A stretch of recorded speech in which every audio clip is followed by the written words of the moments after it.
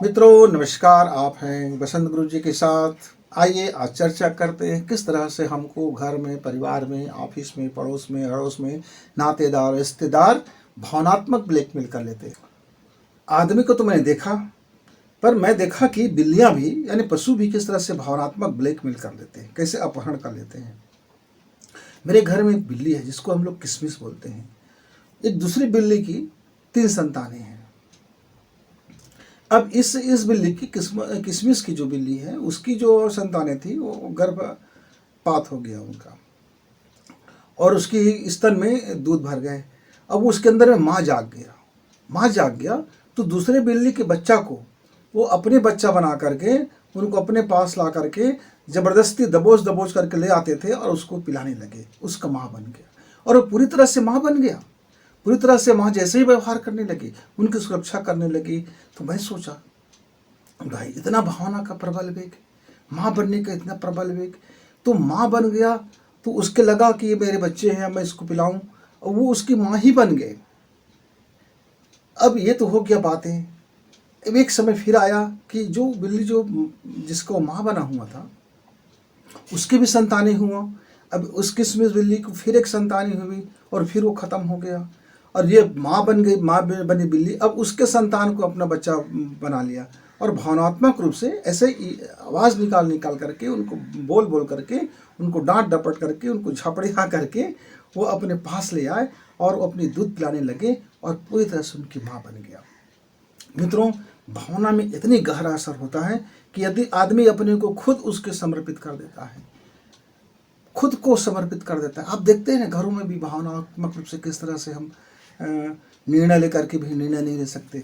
पहले ज़माने में बताया जाता था, हमारे पिताजी के ज़माने में कई बार हमको कहानी सुनाते थे।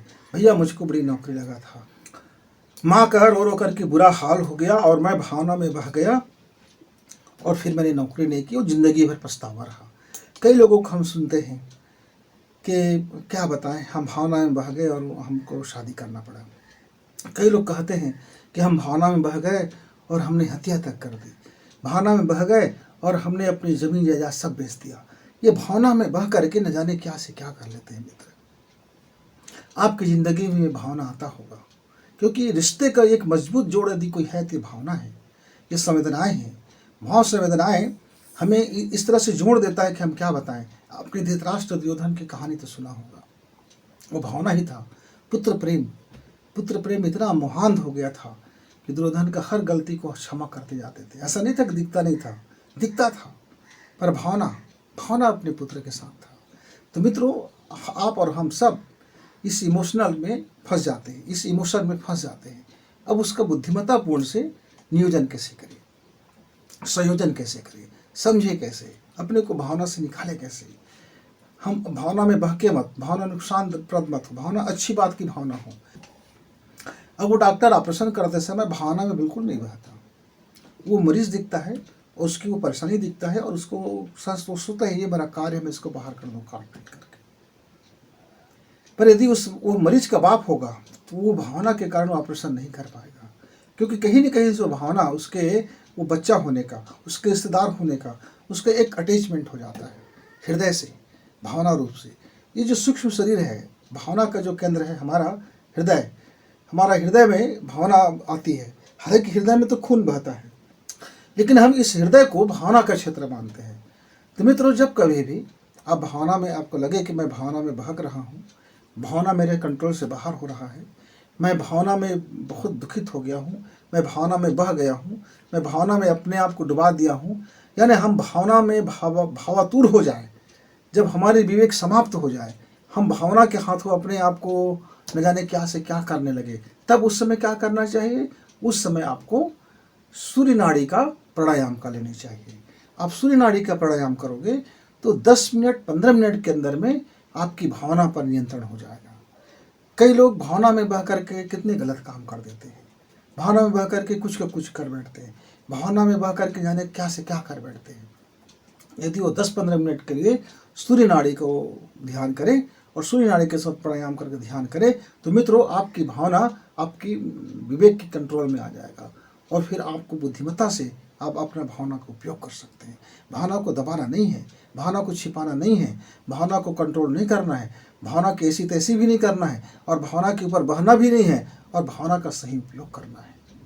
मैं पिता हूँ यदि, और मेरे पितृ के साथ यदि भाव है, प्रेम है, तो मुझे समझना होगा कि उसे बाहर भेजना, पढ़ने लिखने में भेजना, नौकरी में भेजना उनके कल्याण में, उनके हित में है, तो मुझे अपने भाव को वहाँ समझाना होगा। इस तरह से छोटे छोटे बहुत सारे ढेर से वाक्यांश होते हैं जहाँ भावना में आदमी बह जाते हैं। मित्रों, आपका आज खर्च का समय आ गया है, आपके बच्चे का सेलिब्रेशन है, लेकिन आपके पास पैसा नहीं है, तो भावना में बह करके कर्ज मत कीजिए। समझाइए कि धन, जितना धन है उसी में सेलिब्रेशन कर लें। कर्जा करके हम धन को बहा देंगे, आपकी भावना में बह करके कल हमें पछतावा होगा। कई घर के लोग भावना में बह करके गुस्से हो जाते हैं, और इतने गुस्से में तबाही ले आता है कि उनका भी नुकसान और घर वालों का भी नुकसान, सबका नुकसान हो जाता है। भावना कई बार हमें कितना क्रोध में उबाल देता है कि हम अनकंट्रोल हो जाते हैं, और वो भावना के साथ जो गुस्सा आता है, उस गुस्से का फिर कोई तोड़ नहीं होता। हम भावना में बह करके कितनी ज़मीन जायदाद बर्बाद कर देते हैं। हम भावना में बह करके न जाने अपने घर में क्या से क्या तबाही कर देते हैं, पड़ोस में तबाही कर देते हैं, कहाँ नहीं कर देते। मित्रों, ये भावना बहुत पवित्र चीज़ है, लेकिन ये भावना के विवेक रहे, भावना में समझदारी रहे, तो फिर भावना आपका शक्तिशाली है। यदि भावना से समझदारी चला गया तो ये भावना आपका विनाशकारी है। तो मित्रों, भावना को विनाशकारी से बचाने के लिए एक बहुत सिंपल सी सांसों का ट्रिक है। भावना को बुद्धि के साथ में रखने के लिए, भावना और बुद्धि साथ साथ चले तो भावना कभी बिगड़ता नहीं है। भावना और बुद्धि जब अलग अलग हो जाता है, तब जा कर के उसके साथ फिर गड़बड़ होता है। यदि सद्बुद्धि हो और भावना हो, सद्बुद्धि हो और भाव संवेदनाएं हो, तो आदमी हीरा बन जाता है, आदमी शानदार बन जाता है। लेकिन भावना के साथ यदि दुर्बुद्धि जुड़ जाए, या भावना के साथ बुद्धिहीन व्यक्ति जुड़ जाए, या भावना के साथ बुद्धि ही न रहे, तो फिर न जाने क्या से क्या कर बैठेगा। इसलिए आपको जब कभी आपको लगे कि मुझे अपनी भावना पर कंट्रोल करना है, मेरे शरीर का भावना, मेरा मन का भावना, मेरी वासना की भावना, मेरी कामना की भावना, मेरे मन की भावना, कुछ भी भावना यदि प्रबल हो रहा है, तो आप सूर्य नाड़ी पर पहले चुपचाप एक बायां नाक बंद करें, और दाहिना नाक की नथुने को आप देखते रहिए। चुपचाप मन से देखो, और यहाँ पर फिर आप एक गहरी सांस लीजिए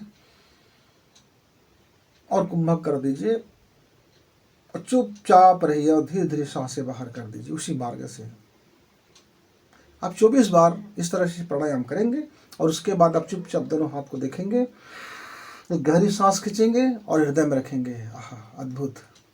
मेरा बुद्धि जानता है कि मेरी बुद्धिमत्ता हर स्थिति में मेरे साथ रहता है। मेरी भावना के साथ मेरी सद्बुद्धि सदैव साथ रहते हैं। मेरा विवेक जागृत है। अद्भुत है, भावना और बुद्धि दोनों साथ है। ऐसा आप 3 से 4 बार करके आप अपने हृदय में हाथ रखिए, और उसके बाद मित्र आप देखेंगे कुछ समय के बाद आपकी भावना नियंत्रण में हो गया है। नियंत्रण मतलब क्या है? भावना में समझदारी आ गया है, भावना में बुद्धि आ गया है, भावना आप सही दिशा में काम करने लगा है, और भावना में आप प्रबलता आ गया है। भावना अब आपका शक्ति बन गया है। अब भावना आपकी कमजोरी नहीं रह गया है, भावना आपका शक्ति बन गया है। तो मित्रों, फिर कभी मिलेंगे आपसे, तब तक गुरु जी को इजाजत। नमस्कार, धन्यवाद।